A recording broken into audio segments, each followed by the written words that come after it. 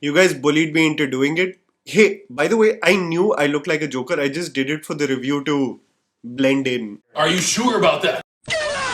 I've been so pumped for this movie ever since its teaser dropped that I went in for it on Thursday when previews were happening just because I assumed that Malayalam cinema is going to have its own dedicated movie to my favorite era of the WWE, WWF, the Attitude Era. This is a film directed by first-time director Advait Nair and produced by Arjun Ashokan and Ritesh S. Ramakrishnan. The reason why I immediately mentioned the artists that I backed this movie is because it's a new team, a lot of young energy, who really want to tell stories true to their generation and age demographic. And I say this after seeing the sheer enthusiasm as they sat with Bhardwaj Rangan to discuss the film. Something that I hope to see more of in Hindi cinema and its controlled ecosystem. I hope that it allows a similar environment because there's a desperate need for more voices behind camera. I have to already tell you that WWE was my DNA in my formative years. I have grown up with weekly shows of Raw and SmackDown. I am an unk who reminisces about how wild it was when the likes of Stone Cold, The Rock, Undertaker, Triple H at their prime would be performing at regular shows across the states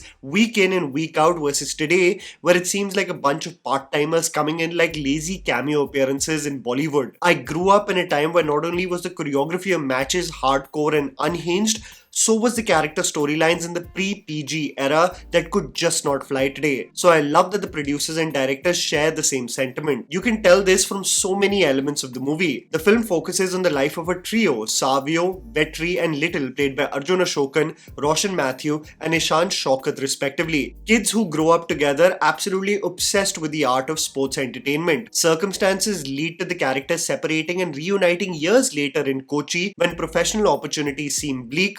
Little comes up with the idea of having their own promotion in Kochi that hosts an event every Friday called Friday Fight Night, described for the locals as costume wrestling. The development of the promotion, the several revelations, why there was animosity and tension among the original trio, the conflict that arises with an influential local goon, Cherian, played by Vishak Nair, having ties to their childhood, and finally, the madness that unfolds in the wrestling ring that keeps transitioning from real to fiction is the premise of Chatha Pacha, translating to do or die. Here's me telling you the good and bad aspects of the film so that you guys can ultimately decide whether to watch the movie in theaters or not. Wild attention to detail for WWE fans. I cannot tell you how giddy with joy I was when I was seeing the visuals of the three little boys absolutely causing carnage at their homes while they are performing finishing WWE moves on each other at home. The room is a mess, the bed is breaking, there is dust and ripped pillows flying in the air, and I immediately got flashbacks to my childhood. I was literally called Tufan Singh by my mother just because of the sheer carnage me and my brother were causing with performing WWE moves at home. I would literally be on the top of TV shelves doing swanton bombs and the elbow drop, and of course, howl and scream when things didn't go my way. You know, you lie, you cheat, you steal, just like one of my favorite wrestlers from the mid-2000s. The movie is filled with moves and an homage to the company and its characters, and you see it in the way of choreography of the matches, especially the first show that the group puts out there for the public. The wild nature of the first show reminded me of ECW One Night Stand in 2006, where the audience itself was in the thick of the action happening in the ring. I mean, I cannot tell you the number of times I was doing the Leonardo DiCaprio meme while watching this movie. The number of times the movie dedicates moments to the iconic years of what shaped an entire generation. You know, true fans of the art form have made this movie when you can tell that the homage is not only restricted to the choreography, but how a promotion should be produced. There is this exceptionally creative scene of recruiting the wrestlers who are ex-conmen in for petty crimes, and how one imagines their presentation with costumes, the full gear, the confetti, the fireworks, and even their own character themes playing in the background. It provides an insight into why packaging a show is so important. This is further enhanced by the ring announcer, who is essentially the personal hype man of the show. Think of Gene Okerlund and give him the energy of JR and Jerry Lawler, and you have Menon as Kunjapan. He has such wild energy in this movie, I was immediately hooked. A great detail is the subtle nature of kayfabe too, something that has been lost in recent years, where the wrestlers in public spaces and on camera will always stay in character. This would generally create a perception amongst the people that they are their characters. I kid you not, I grew up as a child assuming that The Undertaker and Kane are half brothers, and that Undertaker multiple times has come back from the dead. And this is brilliantly presented through the discussions among school children after each Friday fight night that would literally be the topic of discussion every week in school. So my respect for the makers, especially on what a wild ride this movie was, at least in the first half for true WWE fans. Let's get to brass tacks though. Sound design, wire work, and editing issues. There are a lot of people talking about the score of the movie and how it elevated the sequences, but I actually beg to differ. I think more than the score and its quality, there was a sound design issue in my opinion regarding the levels and what was prioritized in scenes. In several sequences of matches that warranted an exhilarating background score, the makers prioritized the sound of the punches and blows versus the score, and this in turn, in my opinion, never really elevates the brilliant visuals.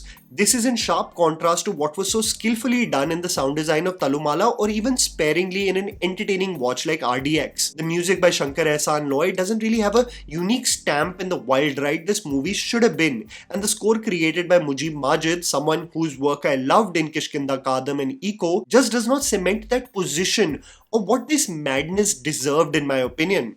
You know, you always associate the Attitude Era and its iconic music with Jim Johnston. It had a rebellious rock inspiration that was just so addictive, and I believe here there isn't an identity of the sound which I think could have elevated the movie tenfold. I think a big lost opportunity of the movie is the makers not creating individual themes to the motley crew of characters they designed. You could still understand it when the promotion is still an indie project in its early days, but I wish the makers developed themes for characters as the promotion progressively became popular. There is also a case of awkward wire work in the action choreography, especially when the movie focuses on characters jumping from the top rope, masked through some odd editing, not making the moves actually flow. There is one standout match between Roshan, Mathew and Arjun Ashokan which genuinely seemed like a WWE match being televised, and I hope that the makers had actually shot the matches with the same effectiveness. It allowed for us to appreciate the choreography versus the mad editing style otherwise employed in the matches. Competent performances and ideas. I loved most of the performances of the cast, but there are some clear standouts. Arjun Ashokan as Savio is brilliant. His bond with Little Rose, played by Vedika, is heartfelt and sweet.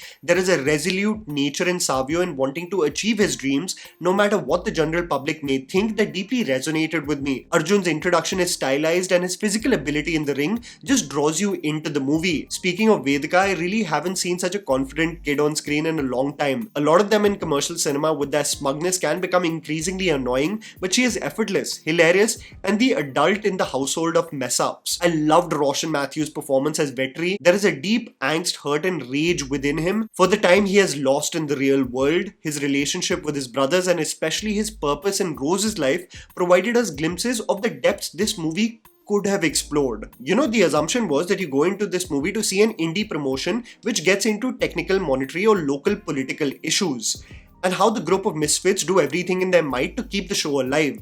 But actually that becomes the backdrop of the movie after the first half. The film actually becomes about random conflicts due to childhood feuds that manifests into sports entertainment being produced taking a backseat, and the conflict that is oddly explored becomes the core of the movie, transitioning to this flat storytelling that somewhat broke my heart in the second half. I must commend Vishak Nair as Cherian, who is the typical oddball villain who looks like the lost cousin of Gulshan Devaiya from Mard Ko Dard Nahi Hota. But the problem is not the performance, but the poor half-baked resolutions the movie eventually decided. I must commend the odd characters of the promotion too. I fell in love with especially Nitro Bird and how essentially she seemed like a luchador family member herself. This inventiveness, this creativity should have been the soul of this movie, honestly. So what if it isn't that deep? If Talumala can just be one brawl after the other and still be so much fun, I believe the audience wouldn't have minded if a balls to the wall tale of producing your own local promotion in Kochi was the core focus of this movie. Conflict and odd resolution. There are conflicts that tie into what happened in the past. They manifest into becoming roadblocks for the promotion to really thrive in Kochi. This includes the characters of twins, a local politician of sorts, Sports, and Cherian, who has a deep resentment for the growing popularity of the promotion in Kochi. What's frustrating is that the movie's focus on the promotion itself was how to put on a show for the audience. But with these conflicts, many of the subsequent shows essentially become like random brawls on screen, like if it were a UFC match or street fights like the movie Never Back Down. It completely snatches away the original structure of these shows and takes the shape of montage set pieces of randomness with WWE moves. The conflict that involves Cherian, the brothers, and the influence of the little Rose in their life meets odd resolutions in the climax. Almost out of nowhere, things that require characters to speak to one another for there to be closure, they are just wrapped up, resolved, and one is to assume it's good enough. This resolution is also done terribly in the last few moments in the movie, where a star cameo is borderline embarrassing.